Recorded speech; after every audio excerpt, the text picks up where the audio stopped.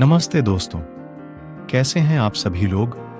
आज हम आपके बीच लेकर आए हैं गौतम बुद्ध की ऐसी दो प्रेरणादायक कहानी जिसको सुनकर आपके जीवन में न जाने कितने अनेकों परिवर्तन हो जाएं। पहली कहानी है सत्संग और दूसरी कहानी है अपने विरोधियों से कैसा रवैया रखे। तो चलिए शुरू करते हैं हमारी यह कहानी सत्संग। गौतम बुद्ध से जाने कि सत्संग सुनने से जीवन में क्या बदलाव आते हैं। आप में से कई लोग सत्संग सुनने जाते हैं जबकि कई लोग ऐसा करना व्यर्थ समझते हैं। उनका सोचना होता है कि किसी से अच्छी बातें सुनने से क्या बदल जाएगा। लोग अक्सर ऐसी बातें बड़े बुजुर्गों से भी सुनते हैं, लेकिन वो एक कान से सुनते हैं तो दूसरे कान से निकाल देते हैं। लोग सोचते हैं कि उन बातों को अपने जीवन में लागू करना एक सामान्य व्यक्ति के लिए आसान नहीं होता, और अगर उसके बिना जीवन चल रहा तो इतनी जहमत उठाए कौन। सत्संग को लेकर जब ऐसी ही समस्या एक व्यक्ति ने गौतम बुद्ध के सामने रखी तो जानिए गौतम बुद्ध ने इस पर क्या कहा। बुद्ध हर हफ्ते नए गांव जाकर वहां लोगों को उपदेश दिया करते थे।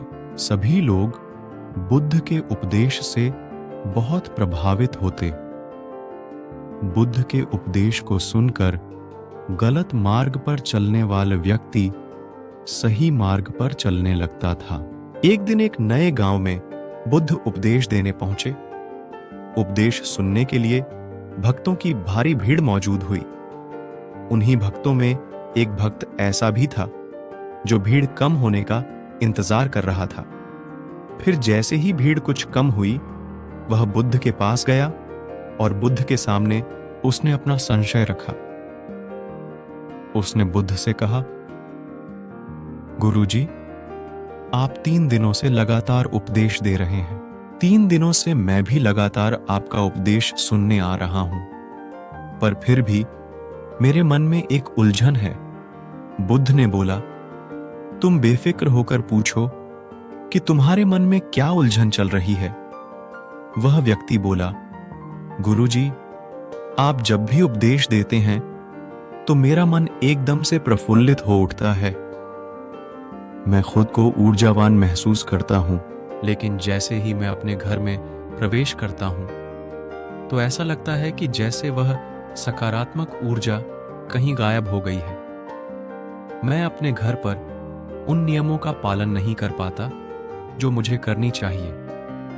घर में प्रवेश करते ही ऐसा क्या बड़ा बदलाव आ जाता है कि आपके उपदेश वहां कोई काम नहीं करते। बुद्ध उसकी व्यक्ति की बात को ध्यानपूर्वक सुन रहे थे। उन्होंने 2 मिनट सोचकर जवाब दिया, वो बांस की टोकरी देख रहे हो, तुम उसे उठाओ और उसमें तालाब से पानी भरकर ले आओ। याद रहे कि उसमें से पानी नहीं गिरना चाहिए। उस व्यक्ति ने वही किया जो बुद्ध ने कहा। वह तालाब से पानी भर के ले आया, पर जब तक वह बुद्ध के पास पहुंचा उस टोकरी से सारा पानी गिर चुका था।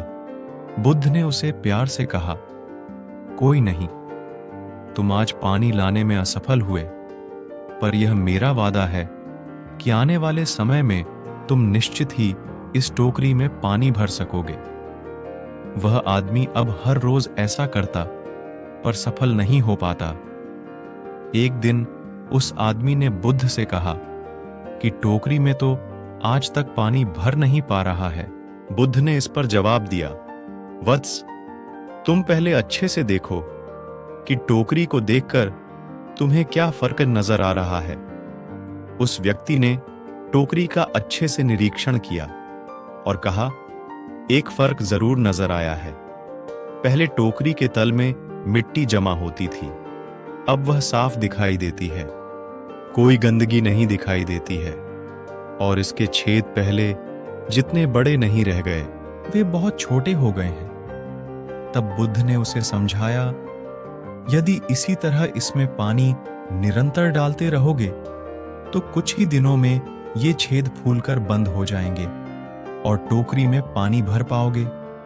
इसी प्रकार जो निरंतर सत्संग करते हैं उनका मन एक दिन अवश्य निर्मल हो जाता है।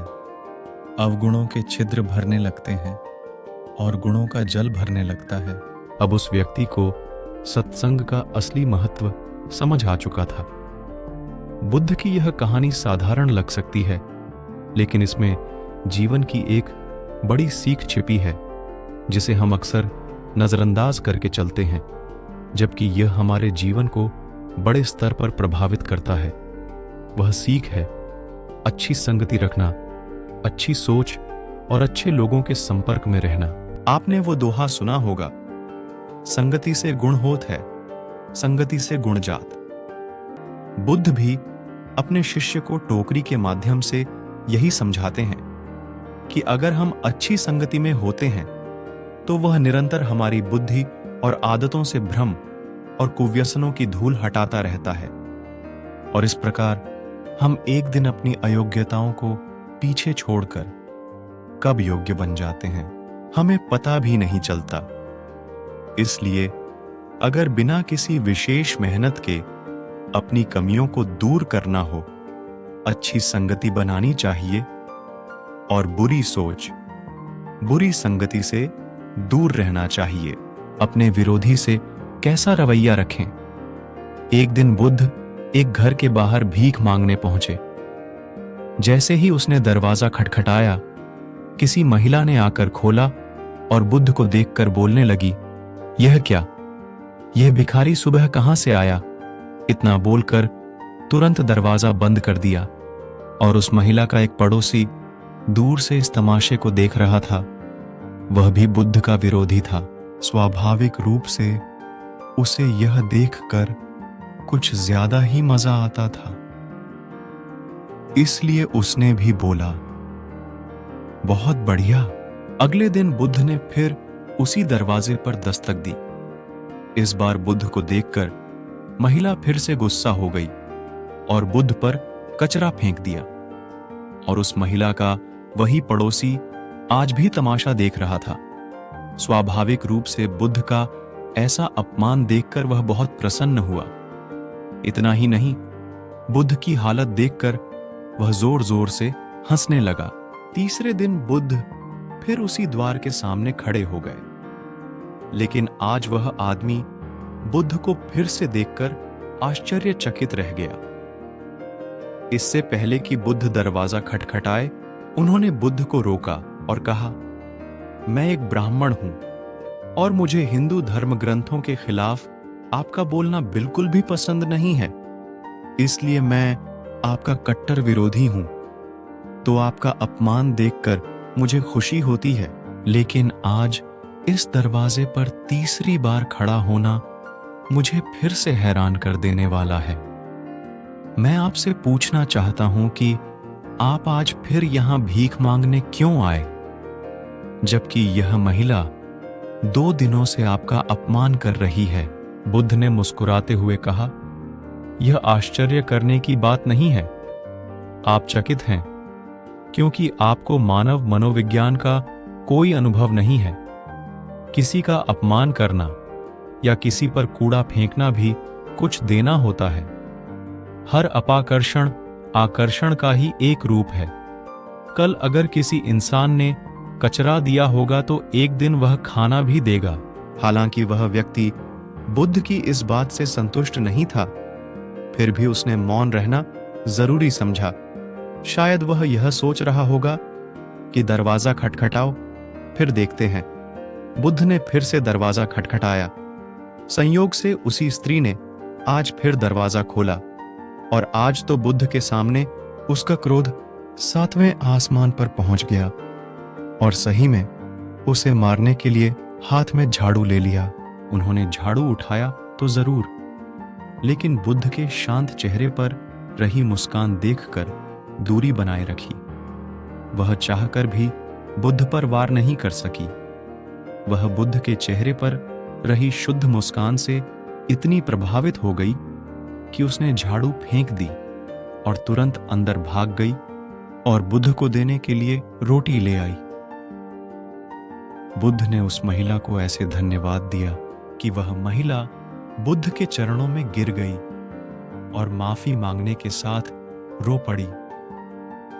बुद्ध ने किसी तरह समझाकर उन्हें शांत किया, लेकिन दूसरी ओर तमाशा देख रहे पड़ोसी को यह सब देखकर बुद्ध से लगाव हो गया। वह भी दौड़ता हुआ आया और बुद्ध के चरणों में गिर पड़ा और उनसे दीक्षा की मांग करने लगा। बुद्ध हंसे और बोले, मैंने कभी किसी घर से इतनी बड़ी भीख नहीं मांगी, फिर भी आज भोजन के साथ साथ एक शिष्य भी मिल गया।